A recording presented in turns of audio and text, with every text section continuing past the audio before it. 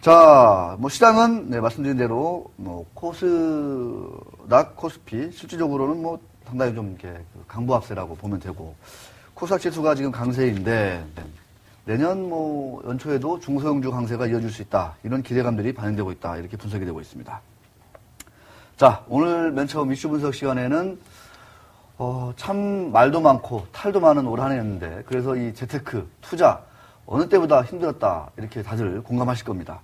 우리 머니투데이 증권부의 최문윤 기자가 올해 가장 좀 투자했으면 그 성과가 안 좋았던 이 투자처 상품들을 한번 쭉 뽑아왔다고 해서 그 얘기 나눠보고 그렇다면 내년에 성과가 좀 좋을 만한 그런 좀 투자처가 있을지 한번 진솔하게 얘기 나눠보도록 하겠습니다. 최문윤 기자 안녕하십니까? 네, 안녕하십니까? 네, 연말 이제 송년회 얼추 다 끝났죠? 네, 어제도 아주 세게 달려서요. 아, 어제도 했군요. 네, 알겠습니다. 방송에 오시면 술을 아무래도 적게 먹게 되는데. 그렇죠. 네. 네. 거기서 네, 끝나는군요. 네. 좀 오겠다는 얘기는 안 하시고. 자, 뭐, 브라질 채권, 네. 뭐, 미래에셋 그룹 차원에서 열심히 민 걸로 알고 있는데. 네, 네. 올해 워스트 이름이 올랐다고요. 다른, 포함해서 다른 그 가장 안 좋았던 투자처, 올해 어디가 있었습니까? 머니투데이 증권부 기자들이 논의를 한 결과인데요. 네. 객관적인 무슨 수익률이나 이런 것이 아니고 약간은 직관과 이 정성적인 평가를 한 것인데요. 네. 브라질 채권과 그 자문형 레버 카운트 야. 종목으로는 OCI 이게 세 가지가 워스트 투자처였다 이렇게 꼽혔습니다. 그렇군요. 네. 그 이유들이 무언지가 약간 좀 정성적으로 주관이 좀 개입했다고 했는데 네네. 그 이유가 아주 재밌을 것 같습니다. 그 세 가지 투자 상품 모두 지난해 아주 핫 이슈를 몰고 왔던 그런 상품들이었는데요. 그렇죠. 공교롭게도 이 세 가지 모두 리스크 관리는 하지 못했던, 잘 나갈 때 리스크 관리를 하지 못했던 그런 종목이라고 보일 수 있겠습니다. 그 브라질 채권 같은 경우는 그 10년 만기 국고채로 연 12%의 금리를 준다고 해서 아주 날개도 친 듯이 팔렸던 상품인데요. 맞습니다. 또 브라질 경제가 좋아지면 헤아라 강세까지 있어서 환차익도 얻을 수 있다. 이렇게 해서 그 은퇴 자금을 그 투자하는 그런 월지급식 펀드를 통해서 브라질 채권에 많은 투자를 했는데 이 환율 변동에 대한 해지를 하지 않았던 상품입니다. 벌써 은퇴 자금이라는 거는 뭐 한 20-30년간 투자를 해야 되는 건데 벌써 1년 만에 환율이 약세로 돌아서면서 원금 손실이 지금 발생하게 된 그런 상황이고요. 레버 카운트도 작년에 아주 열풍이었지 않습니까? 네.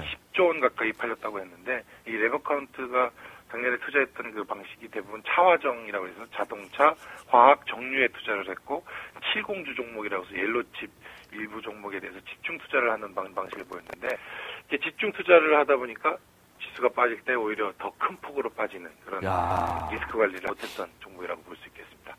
OCI도 태양광 그 테마와 함께 아주 열풍이 불었던 종목 아닙니까? 4월 달에 65만 원까지 올랐었는데 코스피 지수가 떨어지기 전에 먼저 하락을 시작을 해서 17만 원까지 내려갔습니다. 대단합니다. 네, 그렇게 빠지는 동안 증권사들은 강력 매수 89만 원 간다, 100만 원 간다 이렇게 좀 위험을 감지하지 못했던 그런 종목이 아니었을까 생각됩니다. 네, 우리 박상희 기자도 궁금한 게 좀 있을 것 같습니다. 그러면 이런 투자처들 같은 경우에는 내년에도 좀 좋은 수익률을 기대하기는 어려울까요? 뭐 내년 기업 전망을 뭐 정확하게 말씀드리기는 정확하게 맞추기는 힘들 것 같은데요. 네. 브라질 같은 경우는 이머징 마켓이다 보니까 경기 변동에 따라서 크게 움직일 것 같습니다. 그래서 내년에 유럽 국가들 그 국채 만기가 1분기에 다시 또 몰려있다고 그러는데 이런 유로존 위기가 다시 부각이 되면 또 글로벌 경기 휘둘리고 브라질 채권 같은 경우는 또 이런 변동성이 좀 크지 않을까 좀 리스크가 있을 것 같다는 생각이 들고요. 내년 증시는 좀 반등을 기대하는 목소리가 많은데요. 이런 증시 반등에 따라서는 자문형 레버 카운트나 OCI 등 또 뭐 이 특정 종목을 말씀드리는 건 아닌데 이런 종목들별로는 좀 수익을 기대할 수도 있지 않을까 이런 생각을 해봤습니다. 네. 자, 최명윤 기자. 네. 네, 우리 이 통찰력, 인사이트가 아주 풍부한 우리 최명윤 기자, 아이디어도 많고. 네. 자, 그렇다면 내년 워스트가 아니라 베스트 투자처는 어디를 좀 꼽고 있나요? 약간 정성적인 걸 감안해서. 네, 이것도 직관적으로 머니투데이 증권부 기자들끼리 투표를 통해서. 증권부 기자들끼리? 네네. 네. 뭐 객관적인 근거는 없습니다. 네, 알겠습니다. 근데 좀 헷갈립니다. 솔직한 말씀으로 내년이 경기도 그렇고 증시도 헷갈리는 그런 상황이어서 그 투표 결과도 헷갈리게 나왔는데요.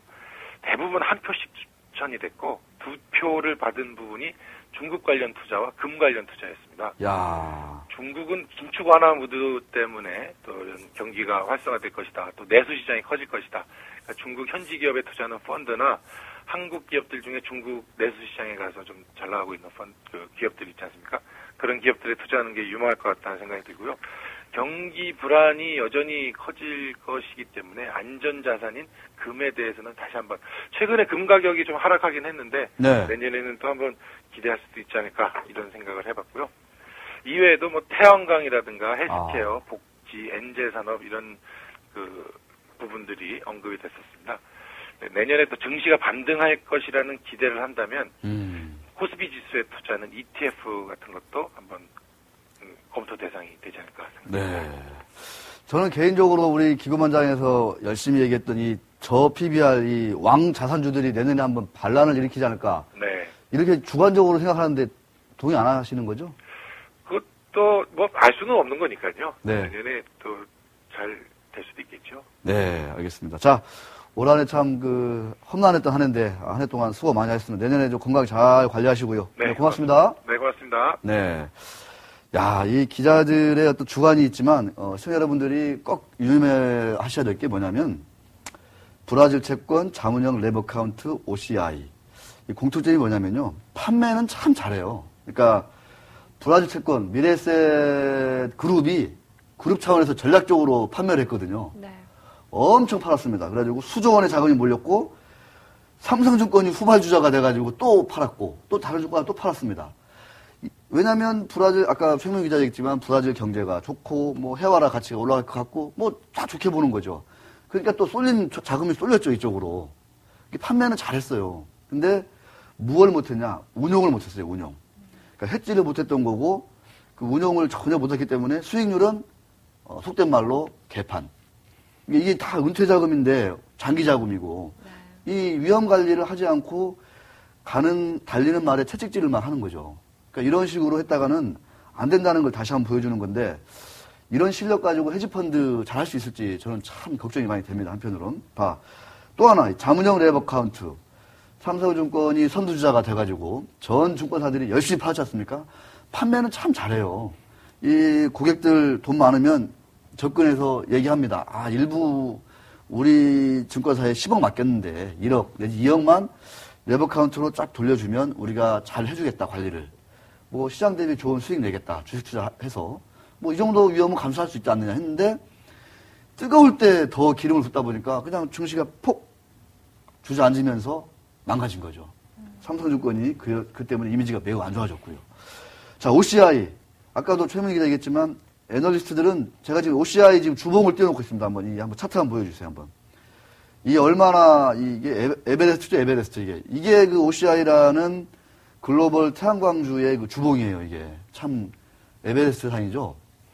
그러니까, 근데 애널리스트들은 주가가 60만원, 이 꼭지 갈 때 80만원 간다고 이렇게 하면서 주식을 열심히 팝니다. 펀드 매니저들, 랩 운용하는 그 자문사의 그 매니저들 열심히 OCI 사거든요, 60만원일 때. 근데 역시나 이렇게 75%가 빠졌어요, 고점 대비. 75%. 레버 카운트 계좌 수익률이 아주 박살이 났습니다, 이것 때문에. 그러니까, 판매는 참 잘해요. 우리나라 금융회사들, 전문가들, 이 애널리스트들, 펀드 매니저들. 근데 사후 관리, 운용이 참 올해도 실망스러웠다. 이렇게 볼 수 있을 것 같습니다. 내년에 운용을 잘하는 운용사, 증권사가 헤지펀드 시장에서 두각을 나타낼 것으로 보입니다. 또 하나 걱정되는 게 지금 삼성전자 내년에 탑픽으로 얘기 다 하고 있지 않습니까?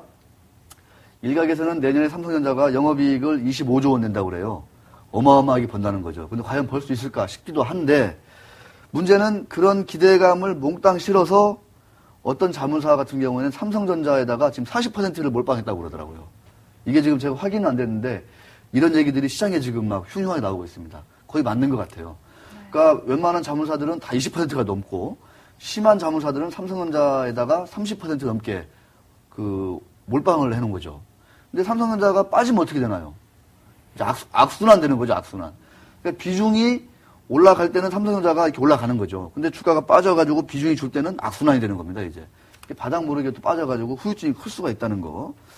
항상 사후 관리, 판매는 누구나 다 잘할 수 있습니다. 판매는 사실 채널이 많기 때문에 요즘은. 온라인에서도 많이 팔잖아요. 근데 사후 관리, 이런 것들을 한 번 더 운용, 했지, 위험 관리 이런 것들을 누가 더 잘하느냐 이런 것들을 다시 한번 좀 하셔야 내년에 정말 베스트 어떤 그 상품으로 등극할 수 있다 이런 생각이 듭니다. 자, 종목 탐험으로 짧게 넘어갑니다.